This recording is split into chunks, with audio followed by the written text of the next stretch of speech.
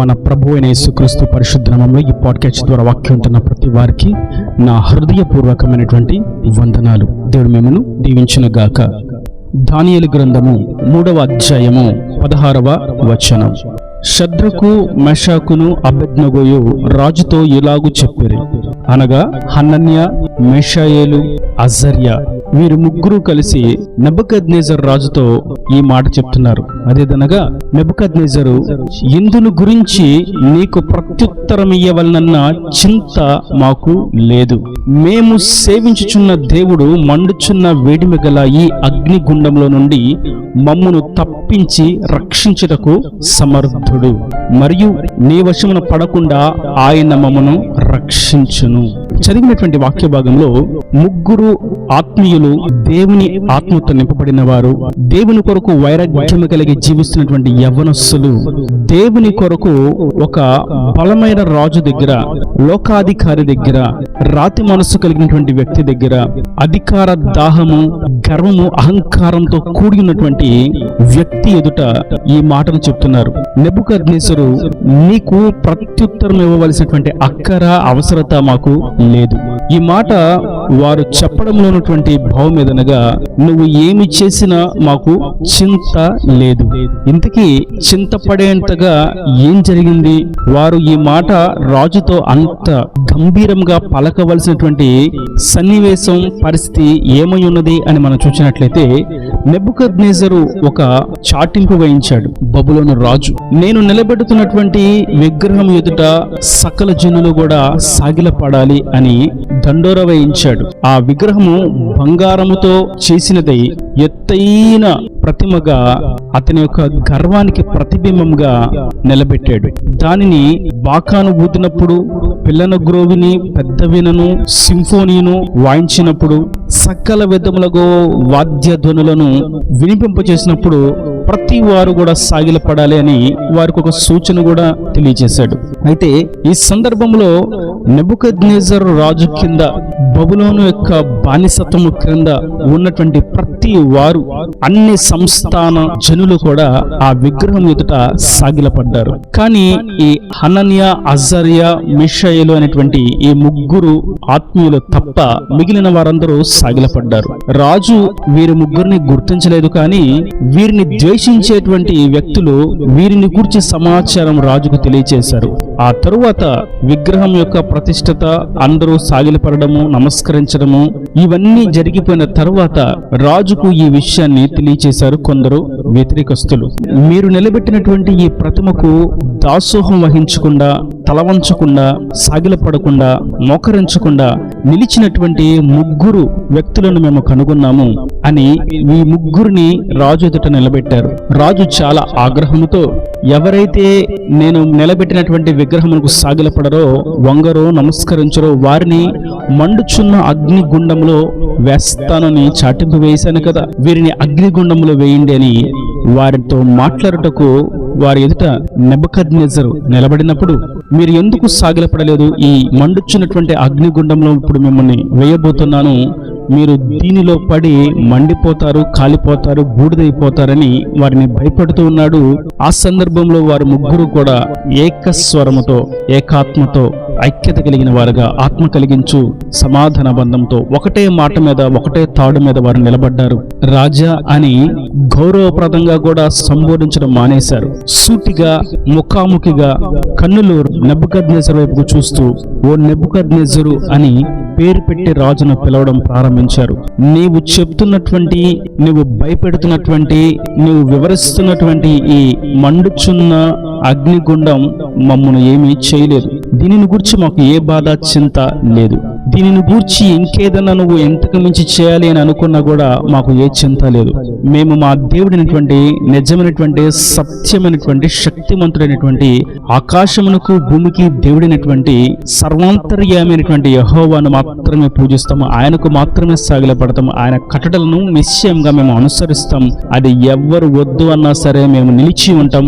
ఆ నిబంధనలను అనుసరించి జీవించడానికని నెబుకద్నెజరుతో సూటిగా మాట్లాడినప్పుడు నెబుకద్నెజరుకు ఇంకా కోపం ఎక్కువై ఉగ్రుడై అతని ముఖం వికారముతో, వీరు నా ముందే ఇంత గర్వముతో అహంకారంతో మాట్లాడుతున్నారు, రాజుని అన్నటువంటి భయము లేదు అని తనలో తాను ఆలోచించి ముఖము వికారము చేసుకొని అగ్నిని 7 ఎక్కువ చేసి వారిని ఆ అగ్నిగుండంలో వేయించాడు. వారు ఎప్పుడైతే అగ్నిగుండంలోకి వెళ్లారో ముగ్గురుగా ఉన్నటువంటి వారి మధ్య 4వ వ్యక్తి సంచరిస్తూ ఉన్నారు.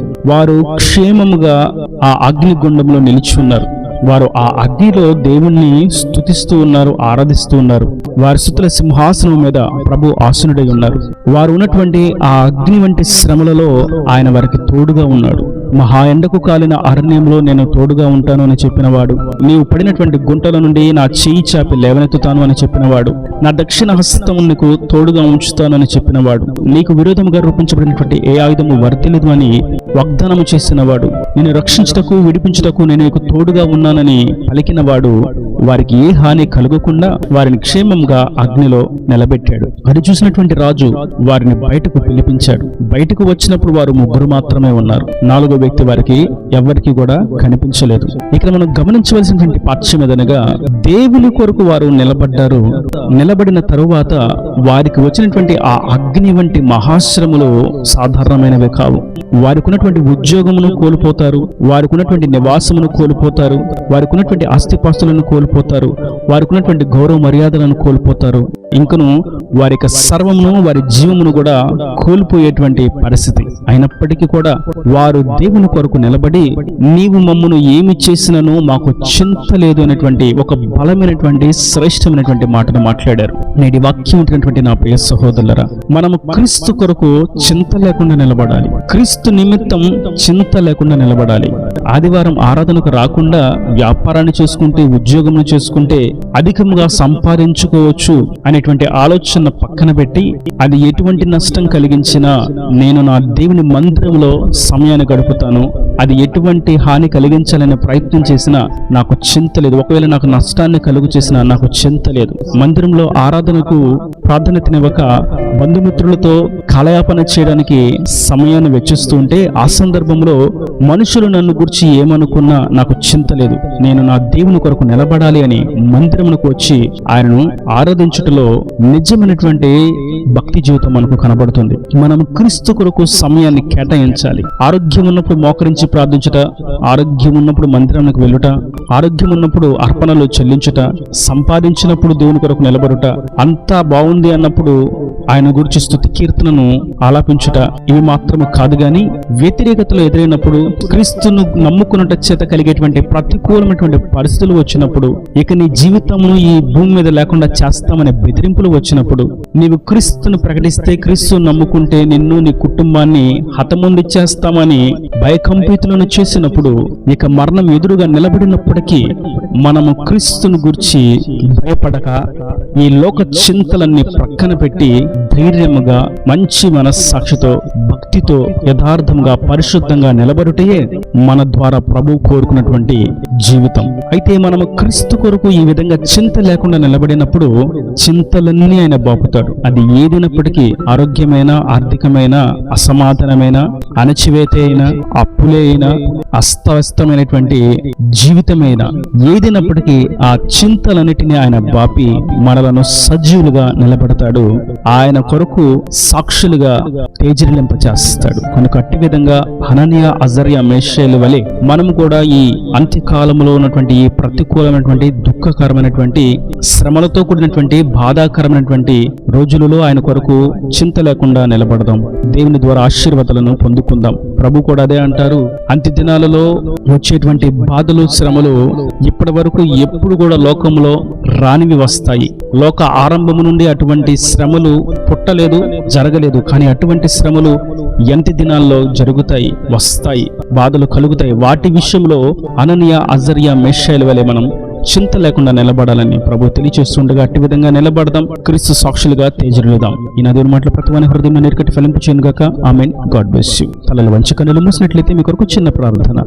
ప్రేమ స్వరూపీకరణ కటాక్షంగా నా తండ్రి, నా ప్రభు వాక్యాన్ని ప్రతి వారిని మీరు నిండాలుగా దీవించండి, ఆశీర్వదించండి. హనన్యా, అజర్యా, మేషాయేలు మరణం ఎదురుగా నిలబడినప్పుడు వారు మాకు చింత లేదు అనేటువంటి బలమైన బరువైనటువంటి మాటను చాలా సునాయాసంగా పలికారు నా తండ్రి. వాక్యం ప్రతి వారు కూడా ప్రతికూలమైనటువంటి పరిస్థితుల్లో, ఆర్థిక ఇబ్బందుల్లో, అనారోగ్య సమస్యల్లో, వ్యతిరేకతల మధ్య, మతోన్మాదుల మధ్య, నిన్ను నమ్ముకున్నట్టు చేత కలిగేటువంటి అననుకూలమైనటువంటి స్థితుల మధ్య నీ కొరకు చింత లేకుండా నిలబడటకు సహాయం అనుగ్రహించండి. మమ్మల్ని అందరినీ మీ చెల్లి సమర్పించుకుంటే నీ రాకడ రాజ్యానికి సిద్ధపరచమని, ఇంకా ప్రతి అవసరం అక్కర్ను నీ మహిమలో తీర్చి నిండలుగా దీవించమని పరిశుద్ధ నామమున ప్రార్థించి వేడుకుంటున్నాను తండ్రి. ఆమేన్, ఆమేన్.